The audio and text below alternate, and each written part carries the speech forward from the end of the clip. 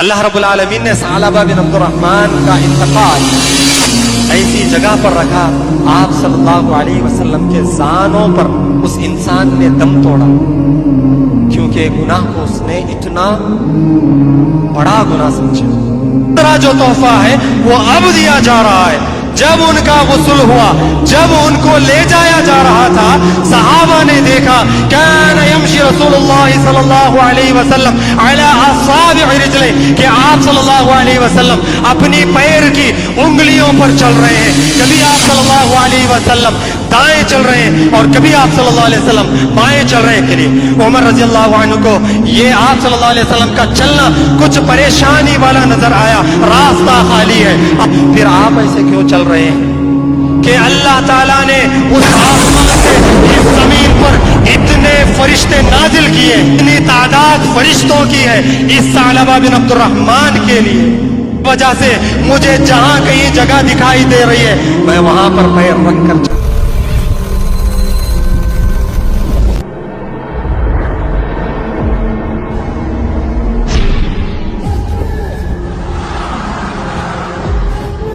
ایک واقعہ آپ کو سنا تھا۔ اب اس واقعے کو آپ اپنی زندگی میں ایک ترازو کی طرح رکھو، ترازو۔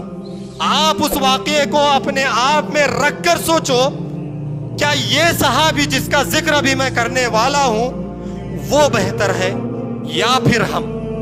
اس کا فیصلہ آپ خود کرو، میں نہیں کروں گا۔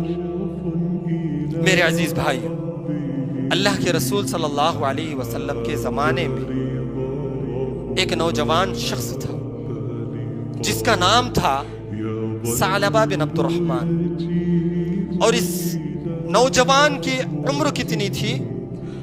16 سال کا وہ نوجوان، ہٹا کٹھا، مضبوط اور بہترین جسامت رکھنے والا وہ انسان اور وہ صحابی۔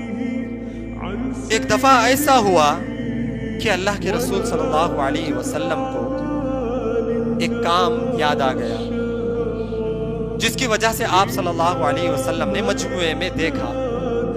اس مجموعے میں سب سے جو چھوٹا شخص تھا وہ یہ تھا ثعلبہ بن عبد الرحمن۔ آپ صلی اللہ علیہ وسلم نے اس سے حکم دیا کہ اے ثعلبہ تھوڑا جاؤ اور میرا ایک کام کر کے آؤ۔ اب ثعلبہ بن عبد الرحمن نے کیا کیا؟ اٹھے اور آپ صلی اللہ علیہ وسلم کی اتباع کرنی تھی تو وہ نکل گئے آپ صلی اللہ علیہ وسلم کے کام کو پورا کرنے کے لیے۔ اور صحابہ دیکھیے کتنے بہترین تھے، ہماری طرح نہیں تھے صحابہ کہ ہر دفعہ حدیثوں کو سننے کے بعد بھی عمل نہیں، ہر دفعہ قرآن کو سننے کے بعد بھی عمل نہیں، جمعہ کے خطبوں کو سننے کے بعد بھی عمل نہیں، قرآنی آیات کو دیکھ کر بھی ہمارے دل میں ڈر نہیں۔ صحابہ کا معمول ایسا نہیں تھا۔ صحابہ کی زندگی میں صرف ان کا ایک ہی مقصد تھا، اور وہ کیا تھا کہ اللہ کے رسول صلی اللہ علیہ وسلم اپنی زبان سے صرف حکم دے، آپ صلی اللہ علیہ وسلم اپنی زبان سے صرف کچھ جملے ادا کر دیں، اور کب صحابی اٹھ کر اس جملے کو مکمل کرنے کی کوشش کریں۔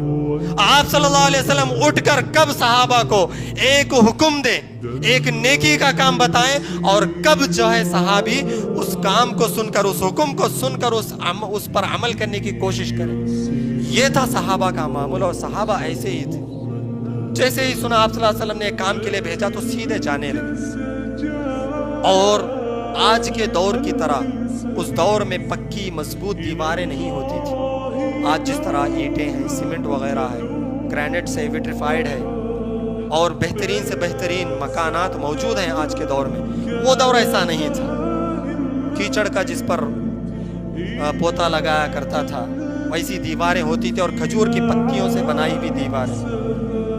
اب وہاں جاتے ہوئے راستے میں ایک گھر تھا، اور اس گھر کے بازو میں بغل میں ایک غسل خانہ تھا، اور وہ غسل خانہ بھی کچی دیواروں کا تھا، اور وہاں پر دروازہ نہیں تھا، ایک پردہ جو ہے وہاں پر لگایا گیا تھا۔ اب جب یہ جا رہے تھے ثعلبہ بن عبد الرحمن، فجاءت الریح، ایک ہوا چلی، ہوا تھوڑی سی چلی، لقد سقط الخمار، وہاں وہاں پر جو پردہ تھا وہ پردہ جو ہے تھوڑا سا ہٹ گیا. اب کیا ہوا؟ اس غسل خانے میں اذا امرأۃ تغتسل، ایک عورت جو ہے غسل فرما رہی تھی، نہا رہی تھی. اب یہ تھے نوجوان جا رہے تھے، اچانک سے ہوا آئی، پردہ ہٹ گیا اور انجانے میں دیکھ لیا، غیر مقصود، انجانے میں نہ چاہتے ہوئے اس عورت کی طرف جو ہے ان کی نگاہ جو ہے پڑ گئی. فألف نظرہ وقال استغفر اللہ ماذا رأت عینی. فوراً جیسے ہی ثعلبہ بن عبد الرحمن کی نظر اس عورت پر پڑی، اپنی نظر کو گما لیا، اپنے چہرے کو پھیر لیا اور اپنی زبان سے سب سے پہلے کہا کہ استغفر اللہ، اے اللہ تو مجھے معاف کر دے، نہ جانے میری آنکھوں نے ایسا کیا دیکھ لیا. اور اتنا خوف زدہ ہو گئے، اتنا ڈر گئے اور دل ہی دل میں شرم محسوس کرنے لگے. کیوں شرم محسوس کرنے لگے؟ کہ میں نے ان آنکھوں سے ایک گناہ کے کام کو دیکھ لیا، میں نے انجانے میں ہی صحیح ایک عورت کو دیکھ لیا. اب اس گناہ کو اتنا بھاری سمجھا کہ انہوں نے سوچا کہ کیسے میں ان گناہ کرنے والی آنکھوں سے، جنہوں نے گناہ کیا، ان آنکھوں سے اللہ کے رسول صلی اللہ علیہ وسلم کے چہرے کو کیسے جا کر دیکھوں. دل گوارا نہیں کیا، دل کو پسند نہیں آیا گناہ کرنے والی آنکھوں سے جا کر اللہ کے رسول صلی اللہ علیہ وسلم کے چہرے کو دیکھوں. یہاں ہمارا معمول ایسا ہے، روزانہ موبائل میں نہ جانے کیسی اور کتنی ایسی فاحش چیزیں ہم دیکھتے ہیں، اس کے باوجود بھی ہم اللہ رب العالمین کے سامنے بیٹھ کر توبہ کے قائل نہیں. نہ جانے کتنی ایسی نوشیرہ خواتین کو ہم دیکھتے ہیں اور ان کی طرف مائل بھی ہوتے ہیں، گور گور کر انہیں دیکھتے ہیں. نہ جانے موبائل میں کیسی کیسی چیزوں کو ہم دیکھتے ہیں، اس کے باوجود بھی ہمیں اللہ رب العالمین کے سامنے بیٹھ کر توبہ کرنے کی توفیق نہیں. اور یہ ایک صحابی دیکھو، انجانے میں دیکھ لیا. اور پہلی نظر معاف ہے اسلام میں، جو انجانے میں دیکھی جاتی ہے، لیکن ان کو پتہ نہیں، انہوں نے یہ سوچا کہ میں نے گناہ کا کام دیکھ لیا، اب ان آنکھوں سے اللہ کے رسول صلی اللہ علیہ وسلم کے چہرے کو نہیں دیکھ سکتا. یہ ان کے دل میں خیال آیا، شرم محسوس کی. فہرب الی الصحراء، مدینہ کے باہر دوڑ کر چلے گئے، بھاگ گئے، واپس لوٹے ہی نہیں. اللہ کے رسول صلی اللہ علیہ وسلم کو یاد آیا کہ ثعلبہ بن عبد الرحمن کو میں نے ایک کام کے لیے بھیجا تھا، ابھی تک آئے نہیں، نہ جانے کیا ہوا. آپ صلی اللہ علیہ وسلم نے سلمان الفارسی اور عمر فاروق رضی اللہ عنہ دونوں کو جو ہے بلایا. سلمان فارسی کو اس لیے کیونکہ سلمان الفارسی جو ہے مدینہ کے باہر کے تمام علاقوں کو جانتے تھے، بکریاں چرانے کا کام کرتے تھے. اور عمر فاروق رضی اللہ عنہ کو اس لیے چنا کیونکہ آپ جو ہے جسمانی اور ایمانی دونوں طریقوں سے آپ جو ہے مضبوط تھے، اس لیے دونوں کو چنا اور دونوں کو کہا کہ جاؤ دیکھو ثعلبہ ابھی تک نہیں آیا، کہیں ایسا تو نہیں ہوا کہ اسے کسی مشرک نے پکڑ لیا ہو، کہیں کسی نے اسے قبضہ تو نہیں کر لیا ہو، یا کہیں ایسا تو نہیں ہوا کہ اسے کسی جانور نے کھا لیا ہو، یا کہیں ایسا تو نہیں ہوا کہ وہ کہیں کھیلتے ہوئے مگن ہو گیا ہو، جاؤ ذرا اسے بلا کر لاؤ، فلاں کام کے لیے میں نے اسے بھیجا تھا. دونوں صحابی گئے، بہت زیادہ ڈھونڈا لیکن ثعلبہ کہیں نہیں ملے، واپس آ گئے. اب آپ صلی اللہ علیہ وسلم جو ہے عرصہ گزارنے لگے، بہت زیادہ جو ہے عرصہ گزر گیا. اس کے بعد آپ صلی اللہ علیہ وسلم کو ایک دن پھر سے یاد آ گیا کہ ثعلبہ تو ابھی تک نہیں آئی، اتنے دن ہو گئے. دوبارہ جو ہے آپ صلی اللہ علیہ وسلم نے سلمان الفارسی اور عمر فاروق دونوں کو واپس بلایا اور کہا کہ دیکھو ثعلبہ کو گئے ہوئے اتنے دن ہو گئے اور ابھی تک نہیں آیا، ذرا جاؤ اور دیکھو اور اسے ڈھونڈ کر ہی لانا، کیونکہ اس کی ضرورت مجھے ہے. کیوں؟ کیونکہ وہ نوجوان تھا، اس کے اندر ایمان کا جذبہ تھا، اور نوجوانوں کی ضرورت اسلام کو ہے، پہلے بھی تھی، آج بھی ہے اور آگے بھی رہے گی. بس فرق صرف اتنا ہونا چاہیے کہ اس کے اندر جوانی ایمان والی ہونی چاہیے، عمر والی نہیں. ایمان والی جوانی جس انسان کے اندر ہو وہ ہمیشہ جوان ہوتا ہے، اس کی ایج سے، اس کی عمر سے کوئی واسطہ نہیں. اگر کوئی ضعیف العمر انسان بھی اگر ایمان میں تازہ ہو تب بھی وہ نوجوان ہی ہے ایمانی اعتبار سے. تو آپ صلی اللہ علیہ وسلم نے ان دونوں کو بھیجا, بہت زیادہ ڈھونڈا, نہیں ملے. فنظر الی الراعی, وہاں پر جو ایک چرواہا تھا جو بکریاں چرا کر واپس آ رہا تھا, شام کا وقت قریب ہونے کو آ رہا تھا. چرواہے کے پاس گئے, بکریاں چرانے والے کے پاس دونوں گئے اور اس سے پوچھا کہ ہم لوگ جو ہے ایک نوجوان کو ڈھونڈ رہے ہیں جس کا نام ثعلبہ ہے, اس کی ہائٹ اتنی ہے اور وہ ہٹا کٹا پہلوان قسم کا ہے. نوجوان عموماً کیسے رہتے ہیں؟ ہٹے کٹے ہوتے ہیں, ان کی جوانی سے پتہ چل جاتا ہے کہ وہ نوجوان ہوتے ہیں. تو میرے بھائیوں, جب انہوں نے اس سے دریافت کیا تو اس نے کہا جیسا شخص تم کہہ رہے ہو ویسے شخص کو تو میں نہیں جانتا, البتہ ایک لڑکے کو میں جانتا ہوں. فجلس علی جبل ھذا, وہ جو ہے یہاں پر جو پہاڑ دکھ رہا ہے اس پہاڑ پر بیٹھا ہے, اور جب میں صبح جاتا ہوں بکریاں چرانے کے لیے اس کی رونے کی آواز سنتا ہوں اور اس کے لفظوں سے پتہ چلتا ہے کہ وہ صرف اللہ رب العالمین سے استغفار کرتا ہے, اللہ رب العالمین سے رو رو کر معافی مانگتا ہے. اور اتنا روتا ہے جب بھی میں یہاں پہنچتا ہوں میں نے صرف اور صرف اس کے زبان سے رونے کی آواز سنی اور اس کے زبان سے استغفار سنا اور اس کے زبان سے اللہ سے معافی نامہ میں نے سنا. اور ہوتا ایسا ہے کہ جب میں شام کو جب واپس جاتا ہوں وہ شام کو نیچے اتر کر آتا ہے اور میں اسے ایک گلاس میں ایک لوٹے میں اس کو دودھ بھر کر دیتا ہوں, اس دودھ کو پیتا ہے اور دوبارہ جا کر وہیں بیٹھ کر پھر سے رونا شروع کرتا ہے اور اللہ سے معافی مانگنا شروع کرتا ہے.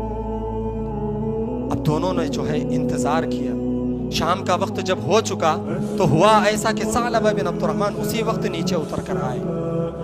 عمر رضی اللہ عنہ نے فوراً دیکھا ثعلبہ بن عبد الرحمن کو اور کہا کہ اللہ کے رسول صلی اللہ علیہ وسلم نے تمہیں بلایا ہے, چلو. ثعلبہ بن عبد الرحمن کا ایمان دیکھو, اس گناہ سے جو انہوں نے انجانے میں کیا اس پر شرمندگی دیکھو, رونے لگے اور دوبارہ بھاگ کر جانے لگے, میں نہیں آؤں گا کیونکہ میں نے ان آنکھوں سے گناہ کیا اور ان آنکھوں سے میں اللہ کے رسول صلی اللہ علیہ وسلم کے سامنے نظر اٹھا کر دیکھنے کی بھی حیثیت نہیں رکھتا, مجھے شرم آتی ہے کہ میں ان آنکھوں سے آپ صلی اللہ علیہ وسلم کو دیکھوں, اس لیے میں نہیں آؤں گا. لیکن عمر رضی اللہ عنہ جو مضبوط تھے, انہوں نے ثعلبہ بن عبد الرحمن کو پکڑا اور انہیں اپنے دونوں ہاتھوں پر اٹھا کر جو ہے آپ صلی اللہ علیہ وسلم کے پاس لے کر آئے اور فدخل النبی صلی اللہ علیہ وسلم فی حجرتہ, آپ صلی اللہ علیہ وسلم اپنے کمرے میں جیسے ہی داخل ہوئے ساروں خطار رونے لگے.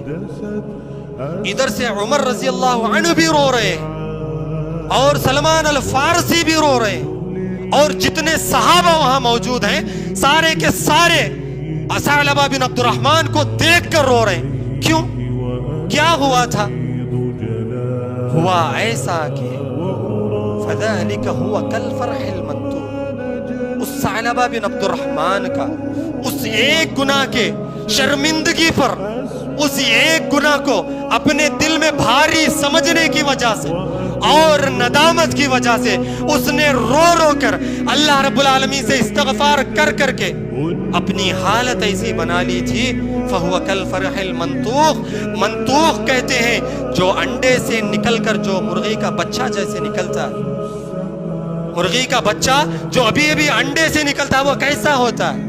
کیا وہ ہٹا کٹا مضبوط طاقتور ہوتا ہے؟ نہیں, بالکل سوکھا سوکھا, جس کے جسم پر کوئی گوشت دکھائی نہیں دیتا, جس مرغی کے بچے کے جسم پر صرف ہڈیاں دکھائی دیتی ہیں, بالکل ویسی ہی حالت ثعلبہ بن عبد الرحمن نے اپنی کر لی تھی. اسی لیے عمر رضی اللہ عنہ نے ثعلبہ بن عبد الرحمن کو اپنے دونوں ہاتھوں سے اٹھایا اور آپ صلی اللہ علیہ وسلم کے پاس لے کر آئے, کیونکہ ان کے پاس اتنی بھی طاقت نہیں تھی کہ وہ بھاگ کر جا سکیں, اتنے کمزور ہو گئے تھے.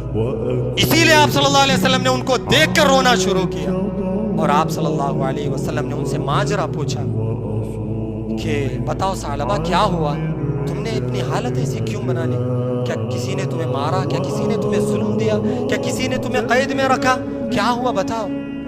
سارا کا سارا معاملہ جو ہے ثعلبہ بن عبد الرحمن نے آنکھیں بند کر کے آپ صلی اللہ علیہ وسلم کو سنایا, آنکھیں نہیں کھولی.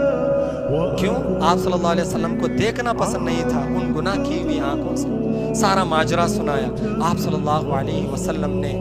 فَأَخَذَ رَأْسَهُ وَوَضَعَ عَلَىٰ فَخِذِهِ، اللہ کے رسول صلی اللہ علیہ وسلم نے ان کے سر کو اٹھایا، کمزور ہو چکے تھے، ثعلبہ بن عبد الرحمن کے سر کو اٹھایا اور اپنے ران پر رکھنے جیسے ہی جا رہے تھے، ثعلبہ بن عبد الرحمن نے کہا ابعد رأسا قد امتلأ بالذنوب والمعاصی یا رسول اللہ، اے اللہ کے رسول صلی اللہ علیہ وسلم میرے سر کو آپ اپنے ہاتھوں سے نہ چھوئیں، میرے سر کو دور پھینک دیں۔ کیوں؟ کیونکہ میرے سر کے اندر دو آنکھیں ہیں اور ان آنکھوں نے گناہ کرنے والے منظر کو دیکھا ہے، میں نہیں چاہتا کہ میرے ان آنکھوں کے اندر جو سر ہے اس سر کو آپ اپنے ہاتھوں سے پکڑے، مجھے گوارا تک نہیں۔ لیکن آپ صلی اللہ علیہ وسلم رحمت للعالمین تھے، آپ صلی اللہ علیہ وسلم نے ایسا نہیں کیا، ان کے سر کو اٹھایا اور اپنے ران پر رکھا اور ان کے سر کو سہلانے لگے اور ان سے پوچھا ماذا ترجو یا ثعلبہ، اے ثعلبہ بتاؤ تمہیں کیا چاہیے۔ آج بھی ہم جب کسی مریض کو دیکھتے ہیں، جب بھی کسی کی عیادت کے لیے جاتے ہیں تو ہم اس سے پوچھتے ہیں تمہیں کیا چاہیے؟ کیا تم کوئی فروٹ کھانا چاہتے ہو؟ کیا تمہیں کسی کھانے کی ضرورت ہے؟ کیا تمہیں کسی دوائی کی ضرورت ہے؟ کیا تمہیں کسی علاج کی ضرورت ہے؟ یا اگر کپڑا پھٹا ہوا ہو کیا تمہیں کوئی کپڑے کی ضرورت ہے؟ ویسے ہی آپ صلی اللہ علیہ وسلم نے پوچھا کیا تمہیں کسی چیز کی ضرورت ہے؟ اس حالت میں اگر ہم ہوتے تو ضرور بضرور یہی مانگتے، ہم ہوتے تو یہی کہتے میں اتنے دن تک بھوکا ہوں مجھے کھانا چاہیے، میں نے اتنے دن تک پانی نہیں پیا مجھے پانی چاہیے، میں اتنے دن سے بیمار ہوں مجھے علاج چاہیے، میں نے اتنے دن سے ایک ہی کپڑا پہنے ہوئے اپنا دن گزارا ہے مجھے نئے کپڑے چاہیے، یا فلاں فلاں فلاں ہم لوگ مانگتے۔ لیکن ثعلبہ بن عبد الرحمن کا ایمان ایسا نہیں تھا، انہوں نے پوچھا تو کیا پوچھا؟ آپ صلی اللہ علیہ وسلم سے کہا عفو اللہ، اے اللہ کے رسول میں اللہ تعالیٰ سے صرف معافی چاہتا ہوں۔ کتنا چاہتے تو کتنا کچھ پوچھ سکتے تھے، لیکن پوچھا تو کیا پوچھا کہ میں اللہ سے معافی چاہتا ہوں۔ کس گناہ پر؟ وہ گناہ جو انجانے میں ہوا، وہ گناہ جو جان بوجھ کر نہیں ہوا۔ اس گناہ کے اوپر اتنی ندامت سوکھ چکے ہیں، اس کے باوجود اللہ رب العالمین کے سامنے معافی مانگتے ہوئے آپ صلی اللہ علیہ وسلم سے التجا کر رہے ہیں کہ اللہ کے رسول آپ اگر مجھے کچھ دینا چاہتے ہی ہیں تو بس اتنا دے دیجئے کہ اللہ تعالیٰ جو ہے مجھے معاف کر دے، اللہ تعالیٰ جو ہے مجھ سے جو ہے استغفار قبول کر لے۔ اللہ کے رسول صلی اللہ علیہ وسلم نے کہا وَلَكَ مَا تَرْجُو، جو تم نے چاہا وہ تمہیں مل گیا، جو تمہیں معافی چاہیے وہ تم نے حاصل کر لی۔ کیوں؟ کیونکہ آپ صلی اللہ علیہ وسلم کو پتا تھا کہ جو گناہ انہوں نے کیا تھا وہ انجانے میں ہوا تھا، اور آپ صلی اللہ علیہ وسلم نے انہیں اللہ رب العالمین سے معافی کا تحفہ انعام میں دیا۔ اور اس کے بعد ثعلبہ بن عبد الرحمن کہتے ہیں دیکھیں وحس دبیب النمل یا رسول اللہ، اے اللہ کے رسول مجھے اب جو ہے ایسا لگ رہا ہے جیسے میرے جسم میں جو ہے چیونٹیاں رینگ رہی ہوں، چیونٹیوں کے رینگنے جیسی آہٹ مجھے محسوس ہو رہی ہے۔ اس وقت ہوا ایسا فسقط دموع النبی صلی اللہ علیہ وسلم علی وجہہ۔ دیکھو حدیثیں کتنی پیاری ہیں اور اس کے الفاظ کتنے پیارے ہیں، ہر ایک چیز ڈیٹیلز میں۔ جیسے انہوں نے کہا کہ میرے جسم میں چیونٹیوں کے رینگنے جیسا مجھے لگ رہا ہے، آپ صلی اللہ علیہ وسلم کی آنکھوں سے پانی کا قطرہ نکلا اور وہ کہاں گرا؟ ثعلبہ بن عبد الرحمن کے چہرے پر گرا، اور ثعلبہ سمجھ گئے کہ ان کا آخری وقت ہے۔ صحابہ کو بھی معلوم ہو گیا کہ یہ جو بندہ جس نے چھوٹے سے گناہ کو اتنا جو ہے بڑا سمجھ لیا، اپنی حالت اس نے ایسی بنا لی، اب یہ زندہ رہنے والا نہیں ہے۔ کیوں؟ کیونکہ جو چیز اسے چاہیے تھی، جو معافی اللہ رب العالمین سے اسے چاہیے تھی، اسے مل گئی، اب اس کی جینے کی خواہش ختم۔ اور وہ شخص اتنا خوش قسمت ہے کہ انتقال ہوا تو بھی ایسی بہترین جگہ انتقال ہوا، اس کو ایسی بہترین جگہ ملی جس کی امید ہر ایک مسلمان یہاں تک کہ میں بھی کرتا ہوں، لیکن وہ ہو نہیں سکتا۔ اللہ رب العالمین نے ثعلبہ بن عبد الرحمن کا انتقال ایسی جگہ پر رکھا، آپ صلی اللہ علیہ وسلم کے زانوں پر اس انسان نے دم توڑا، اس صحابی کا انتقال ہوا۔ کس وجہ سے؟ کیونکہ گناہ کو اس نے اتنا بڑا گناہ سمجھا، معمولی نہیں سمجھا اس گناہ کو۔ اور آپ صلی اللہ علیہ وسلم کے پاس جب پہنچا، جب اسے مل گئی اللہ رب العالمین سے استغفار، تو خوشی خوشی اس انسان نے کلمہ پڑھا۔ اور آپ صلی اللہ علیہ وسلم کا معمول تھا، جب بھی آپ صلی اللہ علیہ وسلم کسی انتقال ہونے والے کے قریب المرض انسان کے پاس ہوتے تو آپ صلی اللہ علیہ وسلم اسے تلقین کرتے کہ کلمہ پڑھو۔ تو حدیث میں آتا ہے کہ انہوں نے اپنے زبان سے لڑکھڑاتی ہوئی زبان سے کہا، اشہد ان لا الہ الا اللہ وحدہ لا شریک لہ واشہد ان محمدا عبدہ ورسولہ۔ جیسے ہی رسولہ تک پہنچے ان کا انتقال ہو گیا اور ان کے تدفین کی تیاری کی گئی۔ صبح کا وقت جب فجر کا وقت ختم ہو گیا، اس کے بعد ان کو غسل دیا گیا اور ان کے تدفین کی تیاری دی گئی۔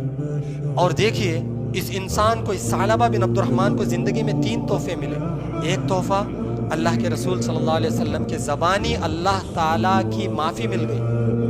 دوسرا تحفہ، انتقال ہوا تو آپ صلی اللہ علیہ وسلم کے جسم اسد، جسم حسن جسے کہتے ہیں، بہترین جسم جس کا شمار کیا گیا ہے، آپ صلی اللہ علیہ وسلم کے ذان پر وہ شخص انتقال ہوا۔ اور تیسرا جو تحفہ ہے وہ اب دیا جا رہا ہے۔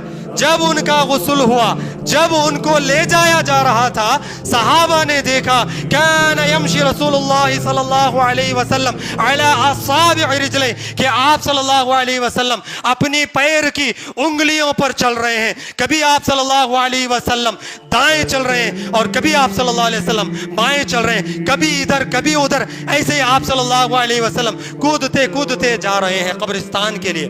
عمر رضی اللہ عنہ کو یہ آپ صلی اللہ علیہ وسلم کا چلنا کچھ پریشانی والا نظر آیا، فوراً پوچھا، اے اللہ کے رسول صلی اللہ علیہ وسلم، راستہ خالی ہے، آپ کے پیروں میں جوتے بھی ہیں اور لوگ بھی اتنے نہیں ہیں، پھر آپ ایسے کیوں چل رہے ہیں؟ اس وقت دیکھیے اس شخص کو، اس ثعلبہ بن عبد الرحمن کو، جس نے معمولی گناہ کو بھی معمولی نہیں سمجھا، اس کے لیے جو تیسرا انعام ملا آپ صلی اللہ علیہ وسلم کے زبان سے نکلا، فارسل اللہ العدید من الملائکۃ الی ہذہ الارض، کہ اللہ تعالیٰ نے اس آسمان سے اس زمین پر اتنے فرشتے نازل کیے ہیں، اتنی تعداد فرشتوں کی ہے اس ثعلبہ بن عبد الرحمن کے لیے، کہ جس کی وجہ سے انی لا استطیع ان اضع قدمی فیہ، جس کی وجہ سے مجھے جہاں کہیں جگہ دکھائی دے رہی ہے میں وہاں پر پیر رکھ کر چل رہا ہوں۔ کتنا بڑا تحفہ! اور کیوں ملا؟ کیونکہ اس شخص کا ایمان اتنا بہترین تھا، اس کی جوانی عمر کے حساب سے بھی تازہ تھی اور اس کی جوانی ایمان کے حساب سے بھی تازہ تھی۔ اس لیے تو میرے عزیز بھائیوں، وقت ہو چکا ہے، باتیں کہنے کو بہت ہے، لیکن بس اللہ رب العالمین سے اتنی التجا کرتا ہوں کہ آج کے دن جو چیزیں ہم نے سنی، ان چیزوں کو سننے سے زیادہ اگر ہم لوگ عمل پہ آ جائیں تو ہمارے لیے بھی یہی انعامات انشاءاللہ ثم انشاءاللہ اللہ رب العالمین کے جانب سے مل سکتے ہیں۔ آج بھی ہم لوگ ایسے مقام و مرتبے کو حاصل کر سکتے ہیں، بس ضرورت ہے تو اس بات کی کہ اپنے ایمان کو تازہ رکھیں۔ اور خلاصہ کلام یہ ہے کہ جو انسان نیکی کرتا ہے، اس نیکی کی وجہ سے اللہ رب العالمین اس کے گناہ کو معاف کر دیتا ہے۔